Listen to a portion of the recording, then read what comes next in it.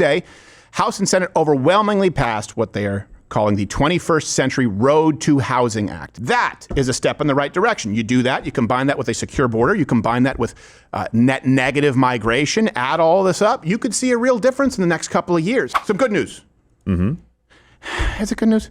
It's good news because it's going to happen no matter what. Yes. I still go back and forth with Donald Trump. We wanted to talk about this yesterday. Yeah. The housing bill, which is monumental, it would seemingly have a huge impact. And this is the first time that anyone, to my recollection, has tried to do something of significance to lower the price of housing and to actually, I would say, recalibrate, correct the markets that have been grossly distorted through government intervention. We've talked about this quite a bit. And the good news is people in government, hey, they actually listen. Can't believe that worked. Can't believe that worked. Can't believe that worked. Holy shit, it worked. It worked. You actually listened to them. All right. So for those of you who are new, this was last year. I gave a 6-point policy prescription on how to not fix, but how to improve the cost of housing, because for young Americans, it seems very much out of reach, increasingly so. Here's that segment.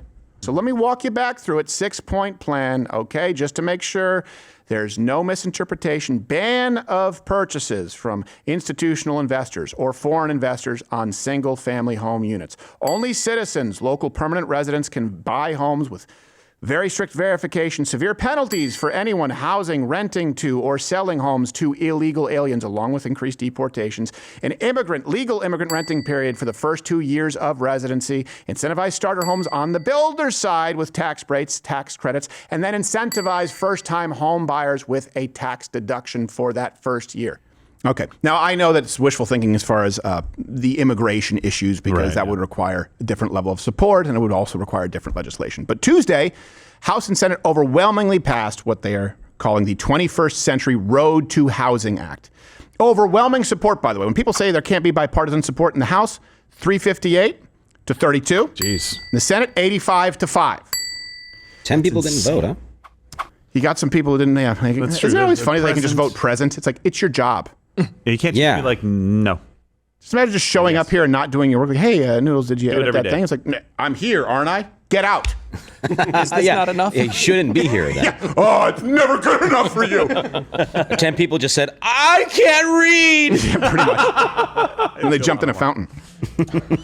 So Trump said he's not going to sign this bill into law because he's using it as leverage for the Save America Act. I understand it. Here's the thing. This is kind of all theater. I think he's trying to draw attention because bill's going to become law anyway. He doesn't really have enough power here with a veto. There's enough support to override it. It's probably going to become law in 10 days, which is going to be July 6th. So let's get into what this is. It's a step in the right direction. And it is important for you to see, hey, every now and then you have people who listen. There are correction mechanisms here. All the references available as we do every show where we stream 11 a.m. Eastern. Point number 1 in this bill, like we suggested, it bans institutional investors from buying up single-family homes. That's huge. And we without having all the numbers, I suggested like, hey, it would have to be someone probably local because you want local home providers, landlords. You probably have to find out what the number is as a cutoff. They have a cutoff. An institutional investor is qualified as any group, any corporation owning 350 homes or more. So that makes it because, of course, BlackRock, Vanguard, they end up being the majority or the most significant shareholders in these companies that buy up 10, 80-something thousand homes. Then you obviously have Blackstone, who just buy up homes, I believe, themselves. They do it in a roundabout way. Basically, if a company owns 350 homes, specifically single-family homes, okay, you're not allowed anymore. You're not allowed to do it.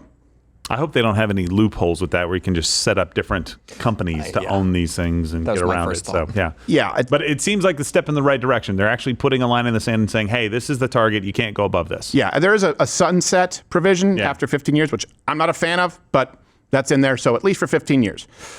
I'm willing to bet that if we see a huge correction in housing prices, that sunset provision it'll just be struck down. This Black Pebble company, where did they come from? Black Pebble? Was that a real company? No. I had no idea. I was confused. Nice job, Hammer. I was confused. It could be. There's so many Blackstone, Black Point, Black State. Now we're going to see 10 more. Blackface. And those are just the coffee shops. Yep. Point number 2. Blackface. this act for homes, it creates a funding stream to help first-time home buyers. And a little bit different from just to be clear, just a handout.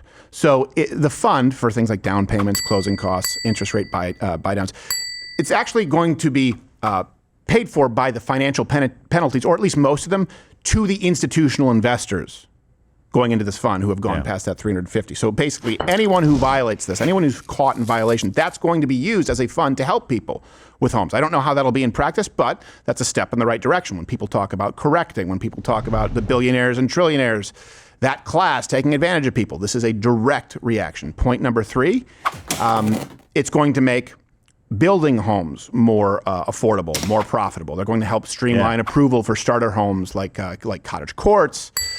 Is an example. We talked about that, reducing red tape. Some has to be done locally, but there are quite a few things that can be done federally, and that's what they're doing right now. Unfortunately, I will say the cottage office concept never really caught on.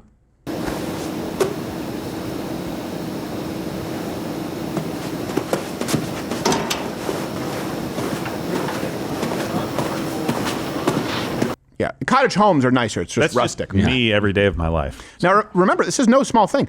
That's $94,000. Yeah. Is baked into a fixed price for a home, just regulations, red tape. Right. So you reduce that, and you reduce the hyperinflation because of institutional investors buying up these homes so they can jack up the prices, for example, in Atlanta, in areas of Texas. Exactly, yeah. This could lower the costs of homes.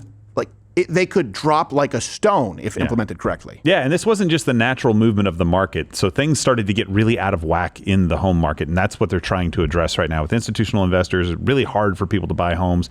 Huge, massive interest rate changes right now. And then also the price of homes just going way up in all of these areas. So people couldn't even afford to do it because home builders couldn't afford to make new ones at a fast enough pace, cheap enough to make a difference. Yeah. These address all of those issues.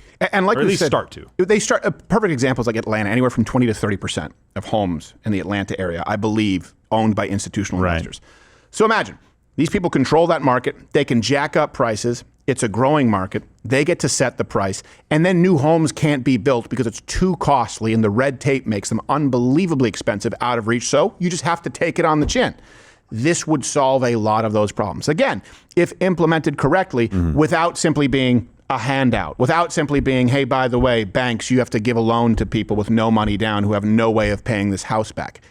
It's a way to approach it that actually is in line with your values and actually looks out for the American people. It's America first, without being unbelievably intrusive government intervention or meddling. Now, I will say on the final point, like we discussed, it is kind of doesn't do much with immigration.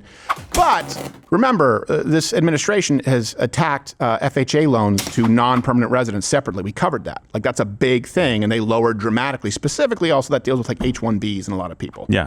So that is a step in the right direction. You do that. You combine that with a secure border. You combine that with net negative migration. Add all this up. You could see a real difference in the next couple of years for people looking to buy a home. So save up. Be responsible with your finances, and let's wait and see. I think this is going the right way. Yeah, I think it's going the right way, which makes his requirement of the SAVE Act all that more perplexing to me, because not because I don't think the SAVE Act is important. It's probably the most important thing he could possibly do. It's that he absolutely 100% looks like he's not going to accomplish anything by doing this. Instead of taking the win, instead of highlighting the fact that they were able to get this done and signing off on it, now it looks like he tried to delay it so that he could get the SAVE Act, which won't happen. Then it'll just become law without the pomp and circumstance. Like, why not take the victory lap and move on? Unless you know, 100%, you can get the SAVE Act by doing this. If he knows that he can get the SAVE Act and then he takes a victory lap and says, now look, we got both of them done. Yeah. Great. I don't know that. I don't think he will. No, I really don't. Obvious path to that. No. So. No, but this is better for, hey, the SAVE Act, Save America Act would be great for America.